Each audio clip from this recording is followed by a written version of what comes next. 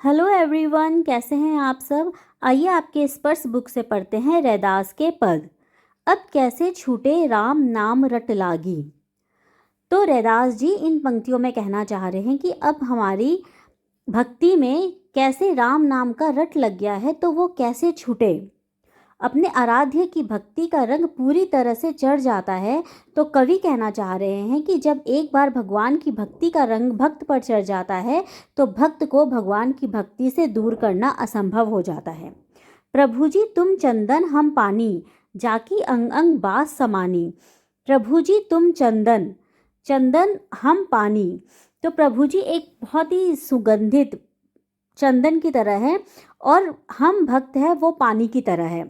कवि कहते हैं कि जिस प्रकार चंदन की सुगंध पानी के बूंद बूंद में समा जाती है, उसी प्रकार प्रभु की भक्ति भक्त के अंग अंग में समा जाती है। जाकी अंग अंग बास समानी, यानी कि उसका फ्रेगनेंस हमारे अंग अंग में समा जाता है। किसका? भक्ति का। प्रभु जी तुम घन बन हम मोरा, जैसे चितवत चंद चकोरा। तो प्रभु जी तुम घन बन हम मोरा। घन मतलब होता है बादल, मोरा मतलब होता है मोर। जैसे चितवत, चितवत यानी देखना, चंद चकोरा जिस तरह चकोर देखते हैं चांद को, उसी प्रकार हमारा मन मोर की तरह होता है। जिस प्रकार मोर के समान जब होता है जब बादल को देखते ही मोर नाचने लगता है, उसी प्रकार कवि भगवान से कहना चाहते हैं कि यदि तुम चांद हो तो तुम्हारा भक्त उस चकोर पक्षी की तरह है जो बिना अपनी पलके को झपकाए चांद को देखता रहता है। तो यहाँ पर बोला गया है यदि भगवान बादल है तो उनके भक्त क्या है? मोर के समान है जो बादल को देखते ही नाचने लगते हैं। प्रभु जी तुम दीपक हम बाती, जाकी ज्योति बरे दिन राती। प्रभु जी तुम दीपक हो, तुम दीपक की तरह रोशनी देते रहते हो। उसी प्रकार हे प्रभु यदि तुम जाकी ज्योति, जिनकी ज्योति है वो दिन रात जलते रहता है। ज्योति यानी कि लाइट, दिन रात, डे एंड नाइट। तुम दीपक हो और हम बाती है। बाती यानी रुई, जिसे तेल में डालकर दिए जलाए जाते हैं। तो तुम ज्योति हो और हम बाती है, और ये जो ज्योति है वो दिन रात जलते रहते हैं। ठीक है। प्रभु जी तुम मोती हम धागा, जैसे सोने ही मिलत सुहागा। तो यहाँ पर बोल रहे हैं कि सुहागा क्या होता है? सुहागा है सोने को शुद्ध करने वाला कोई द्रव होता है। तो कह रहे हैं कि जिस प्रकार से प्रभु, अगर यदि तुम दीपक हो तो तुम्हारा भक्त उसकी बत्ती की तरह है जो दिन रात रोशनी देती रहती है। फिर कवि कह रहे हैं भगवान से कि यदि तुम मोती हो तो तुम्हारे भक्त किसके प्रकार है? धागा के प्रकार है। ठीक है। अगर तुम मोती हो तो हम धागा के प्रकार है। धागा यानी थ्रेड होता है, वो उस प्रकार है जिसमें मोतियां पिरोई जाती हैं। उसका असर ऐसा होता है जैसे सोने में सुहागा डाला गया हो, अर्थात उसकी सुंदरता और भी निखर जाती है। प्रभु जी तुम स्वामी हम दासा, ऐसी भक्ति करे रैदासा।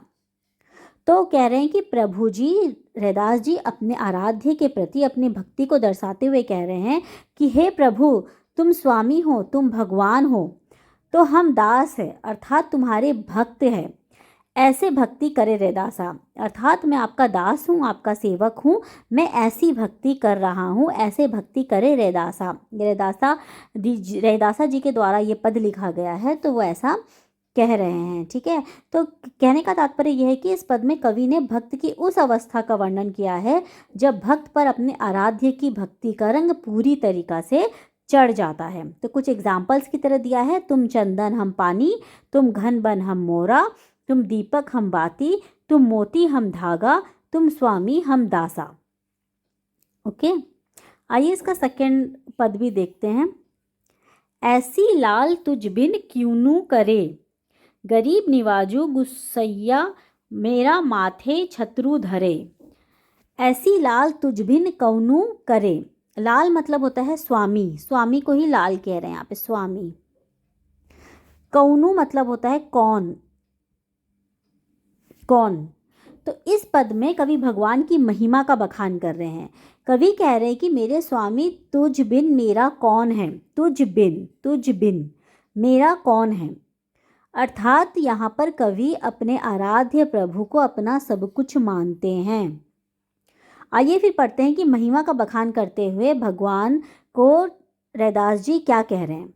गरीब निवाजू गुस्सैया मेरा माथे छत्रु धरे। गरीब निवाजू कहने का तात्पर्य है दीन दुखियों पर दया करने वाला। गुस्सैया यानी स्वामी।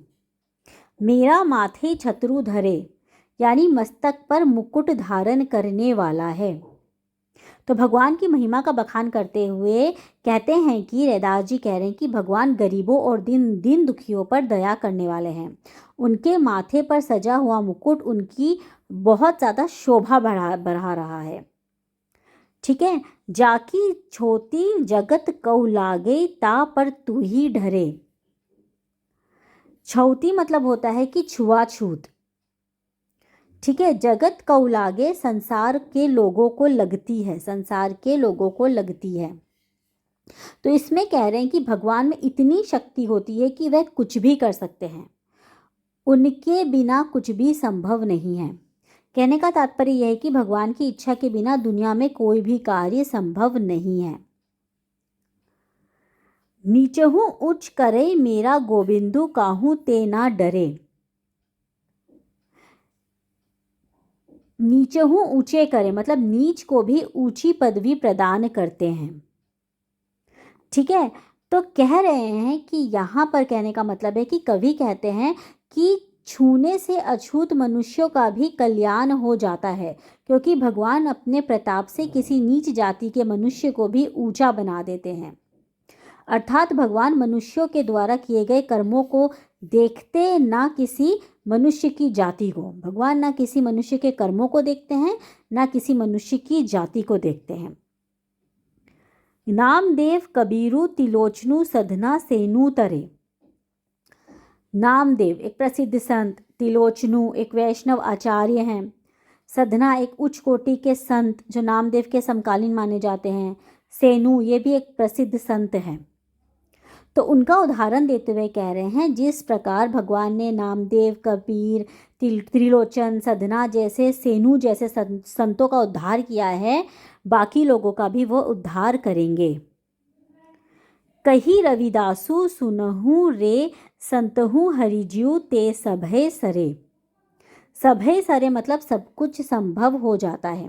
कवि कहते हैं कि हे सज्जन, हे प्रभु, सज्जन व्यक्तियों मतलब सज्जन व्यक्तियों को कह रहे हैं कि हमारे प्रभु, हे सज्जन व्यक्तियों सब कोई सुनो, ये हमारे जो प्रभु है वो उनके द्वारा इस संसार में सब कुछ संभव है। संतहु हरिज्यू ते सभे सरे मतलब कि भगवान के जरिए यहाँ पर सब कुछ संभव हो जाता है। तो इसमें क्या कहना चाह रहे हैं कि भगवान को गरीब निवाजू कहा गया है। गरीब निवाजू अर्थात भगवान गरीबों और दीन दुखियों पर दया करने वाले हैं। भगवान को जाकी छोटी जगत कऊ लागे ता पर तू ही ढरे। ये कहने का तात्पर्य है कि छूने से अछूत मनुष्यों का भी कल्याण हो जाता है, क्योंकि भगवान अपने प्रताप से किसी नीच जाति के मनुष्य को भी ऊंचा बना सकते हैं। अर्थात भगवान मनुष्यों के द्वारा किए गए कर्मों को ना तो देखते हैं, ना किसी मनुष्य की जाति को देखते हैं। अछूत से भी मतलब अभी भी बहुत लोग बचकर चलते हैं और अपना धर्म भ्रष्ट हो जाने से डरते हैं, लेकिन अछूत की स्थिति समाज में दयनीय है। ऐसे लोगों का भी उद्धार कौन करते हैं? भगवान करते हैं। रैदास ने अपने स्वामी को यहाँ पर किन किन नामों से पुकारा है? गुस्सैया यानी गोसाई, और गरीब निवाजू यानी कि गरीबों का उद्धार करने वाला। ठीक है। और पहले पद में भगवान और भक्त की किन किन चीज़ों से तुलना की गई है? भगवान का तुलना चंदन से और भक्त की तुलना पानी से। भगवान की तुलना बादल से, भक्त की तुलना मोर से। भगवान की तुलना चांद से, भक्त की तुलना चकोर से। भगवान की तुलना मोती से, भक्त की तुलना धागे से। भगवान की तुलना दीपक से, भक्त की तुलना बाती से। और भगवान की तुलना सोने से और भक्त की तुलना सुहागे से की गई है। ठीक है। जाकी अंग अंग बास समानी से क्या तात्पर्य है? जिस प्रकार चंदन के समान है, जिसकी सुगंध अंग अंग में समा जाती है। जैसे चितवन चंद चकोरा, जैसे चकोर हमेशा चांद को देखता रहता है, वैसे कभी भी भगवान को देखते रहना चाहते हैं। जाकी ज्योति बरे दिन राती। भगवान यदि दीपक है तो भक्त उस बाती की तरह है जो प्रकाश देने के लिए दिन रात जलती रहती है। ऐसी लाल तुझबिन कौनू करे। भगवान इतने महान है कि वह कुछ भी कर सकते हैं। भगवान के बिना कोई भी व्यक्ति कुछ भी नहीं कर सकता।